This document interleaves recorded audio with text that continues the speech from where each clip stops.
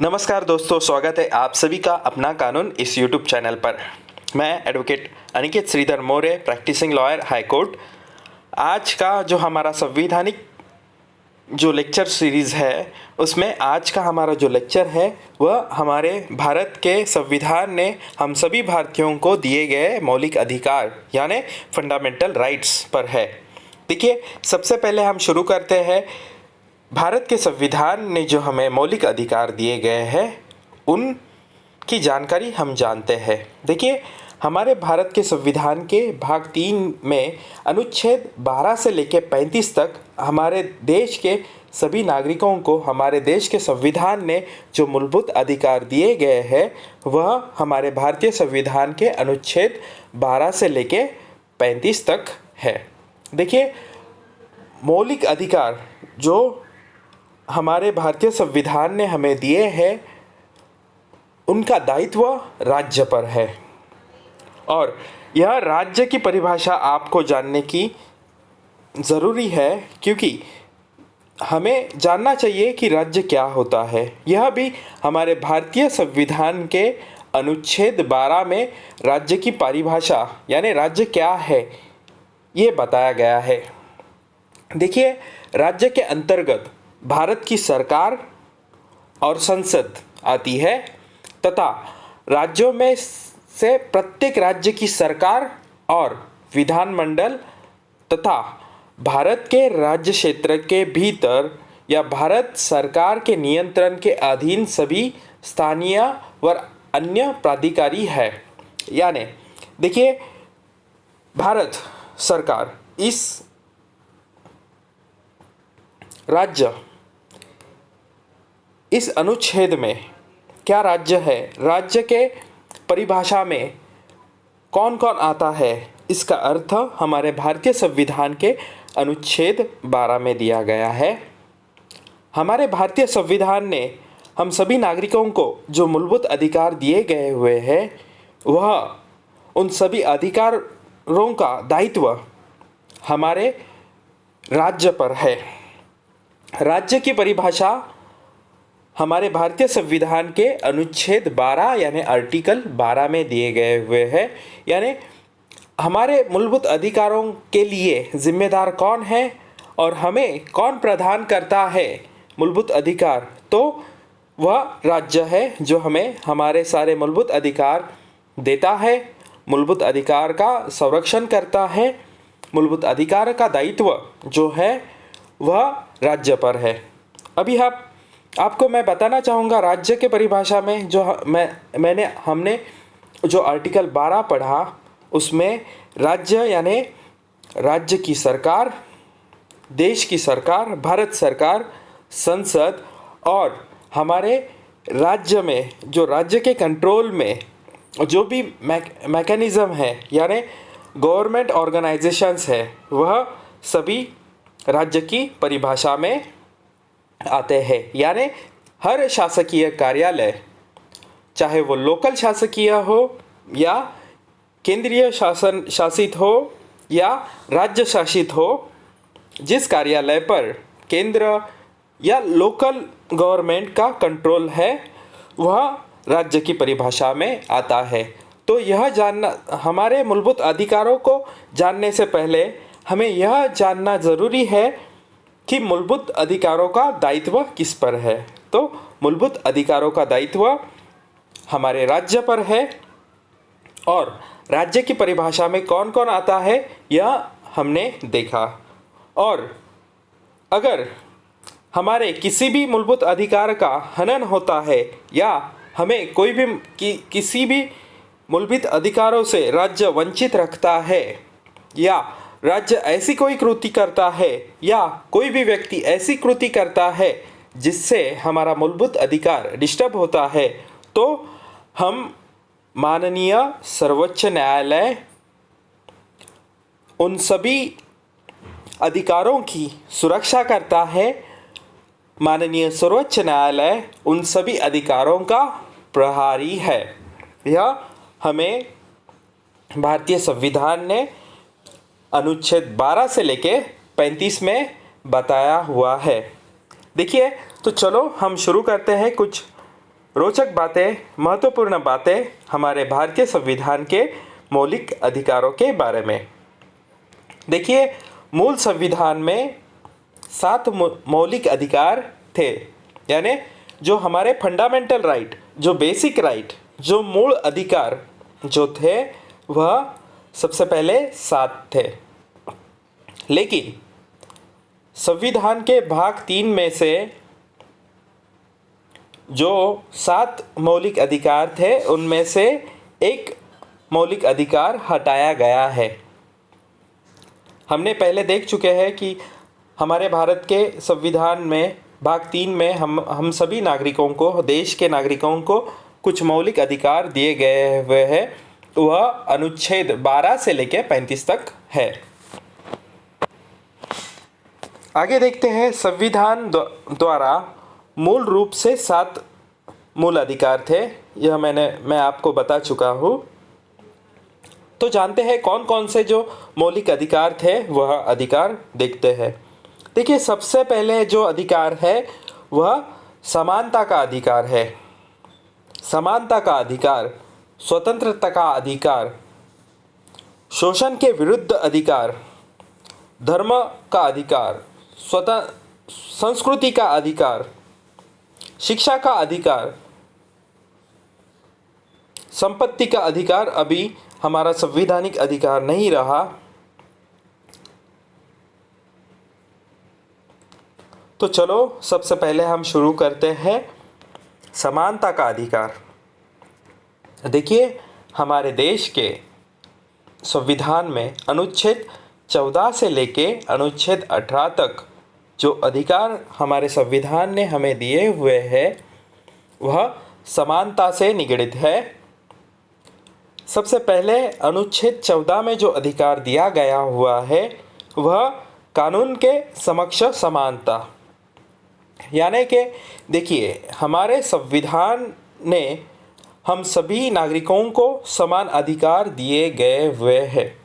कानून के समक्ष सभी नागरिक समान हैं, यानी कोई भी व्यक्ति हो, किसी भी ओहदे पर हो, कोई भी व्यक्ति कितना भी पैसे वाला हो या कोई भी व्यक्ति कितना भी गरीब हो या कोई भी व्यक्ति जिसकी कोई भी पहचान ना हो, यानी वो कोई भी काम न करता हो या कोई भी ओहदे पर हो, यानी देश के किसी भी ओहदे पर हो, कानून के लिए यह कोई भी बातें मायने नहीं रखती है। कोई व्यक्ति कितना भी धनवान क्यों ना हो या कोई व्यक्ति जिसके पास कोई भी धन ना हो, कोई व्यक्ति देश के बड़े से बड़े ओहदे पर हो या कोई भी व्यक्ति सामान्य नागरिक हो, हर देश के नागरिक को कानून के नज़र में समानता है।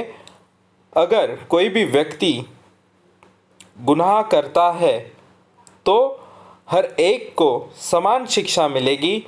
जो गरीब व्यक्ति को शिक्षा मिलती है वही पैसे वाले को भी शिक्षा मिलेगी। इसमें कोई भी तरह का, किसी भी तरह का भेदभाव किया नहीं जाएगा। तो कानून के समक्ष समानता का अधिकार यह बताता है कि हमारे देश में जितने भी कानून हैं वह कानून हमारे देश के सभी नागरिकों को समान मानते हैं। यह अनुच्छेद 14 हमें बताता है।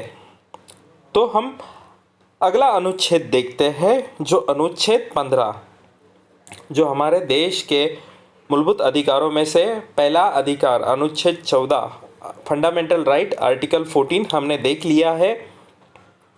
अभी हम आर्टिकल 15 देखते हैं। आर्टिकल 15 कहता है जाति, लिंग, धर्म तथा मूल वंश के आधार पर सार्वजनिक स्थानों पर कोई भेदभाव करना इस अनुच्छेद के द्वारा वर्जित है। देखिए, हमारे देश में जाति, लिंग, धर्म, वंश, पंथ के आधार पर भेदभाव होता था। यह एक कड़वी सच्चाई है, परंतु हमारे भारतीय संविधान ने यह सब हटा दिया है। यानी आज हमारे देश के संविधान ने जो हम सभी नागरिकों को समानता दी है, उस वजह से आज कोई भी व्यक्ति जाति के आधार पर भेदभाव नहीं कर सकता। लिंग के आधार पर, यानी स्त्री है, पुरुष है और कोई भी व्यक्ति है, उस आधार पर कोई भी व्यक्ति भेदभाव नहीं कर सकता है। धर्म के आधार पर कोई भी व्यक्ति भेदभाव नहीं कर सकता है तथा मूल वंश, यानी कोई भी व्यक्ति यह नहीं बोल सकता कि यह व्यक्ति इस वंश का है, इसलिए इस व्यक्ति को कोई भी अवसर या सार्वजनिक स्थान पर उसे अनुमति नहीं दी जा सकती। यह हमारा संविधान कहता है कि हम सभी नागरिकों को समान अधिकार है और कोई भी व्यक्ति भेदभाव नहीं कर सकता है। यह भारतीय संविधान द्वारा वर्जित किया गया हुआ है। लेकिन देखिए, बच्चों एवं महिलाओं को विशेष संरक्षण का प्रावधान है। वह इसलिए है कि देखिए, छोटे बच्चे हैं, वह अगर उनके लिए स्पेशल प्रावधान यानी उनके सुरक्षा के लिए विशेष अधिकार देना ज़रूरी था, महिलाओं के लिए उनको विशेष अधिकार देना ज़रूरी था, उसके लिए यह प्रावधान किया गया हुआ है। विशेष प्रावधान बच्चों एवं महिलाओं के लिए किए गए हुए हैं। अगला अनुच्छेद हम देखते हैं, अनुच्छेद 16। देखिए, अनुच्छेद 16 यह कहता है, सार्वजनिक नियोजन के अवसर की समानता प्रत्येक नागरिक को प्राप्त है, परंतु अगर सरकार ज़रूरी समझे तो उन वर्गों को आरक्षण का प्रावधान कर सकती है जिनका राज्य की सेवा में प्रतिनिधित्व कम है। अर्थात देखिए, हम जो भी सार्वजनिक नियोजन है, हमारे केंद्र शासन का हो, राज्य शासन का हो या लोकल जो गवर्नमेंट है, उन सभी में हम सभी नागरिकों को हमारे देश के संविधान ने समानता दी हुई है। कोई भी व्यक्ति भेदभाव नहीं कर सकता कि यह दूसरे राज्य से है, यह इस राज्य से है, इसे अवसर इस नौकरी में या फिर किसी भी जो सरकार का नियोजन है उसमें इस व्यक्ति को अधिकार नहीं मिल सकता, ऐसा भेदभाव नहीं हो सकता है। लेकिन राज्य में जिस राज्य को ऐसे लगता है कि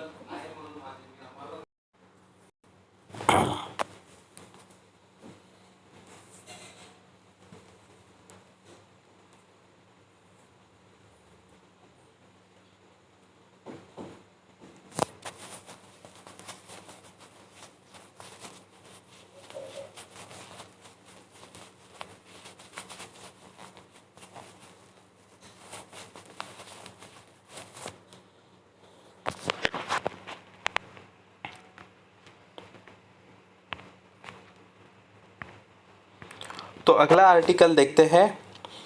देखिए, हमारा जो आर्टिकल 23 से लेकर 24 तक जो भारतीय संविधान के अधिकार जो है, मूलभूत अधिकार जो हमारे भारतीय संविधान ने दिए हुए हैं, उनमें शोषण विरुद्ध अधिकार वो दिए गए हुए हैं। उसके अंतर्गत वर्णित है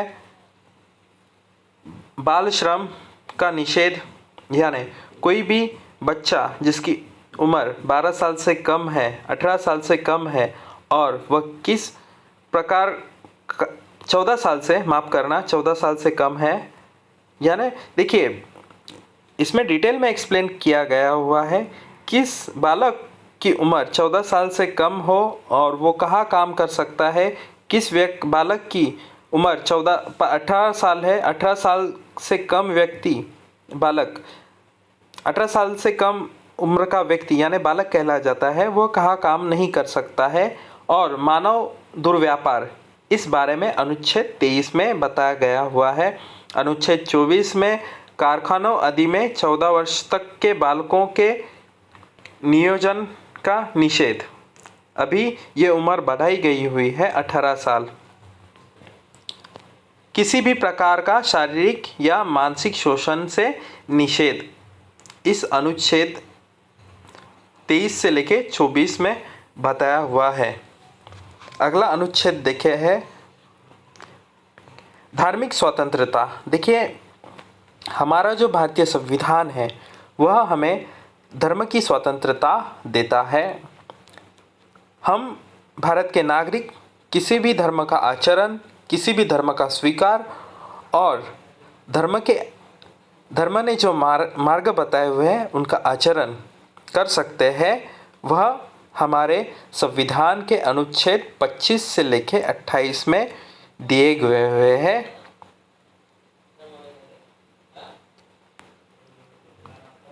यही बताया गया आचरण और प्रचार प्रसार का स्वतंत्रता। यानी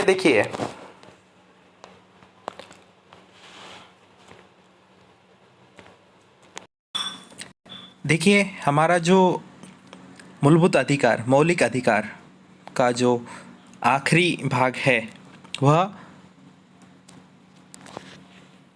धर्म के बारे में है। सांस्कृतिक और शिक्षा संबंधी अधिकार। देखिए, अल्पसंख्यक वर्गों के हित का संरक्षण जो है आर्टिकल 29 में बताया गया हुआ है। आर्टिकल 30 में शिक्षा संस्थाओं की स्थापना और प्रशासन करने का अल्पसंख्यक वर्गों का अधिकार। यह आर्टिकल 29 और 30 में बताया गया हुआ है।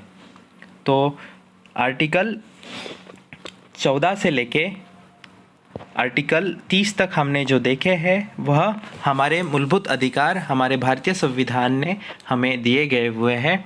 हमने आर्टिकल 12 भी देखा जो बताता है राज्य का अर्थ क्या है। और आगे जो है आर्टिकल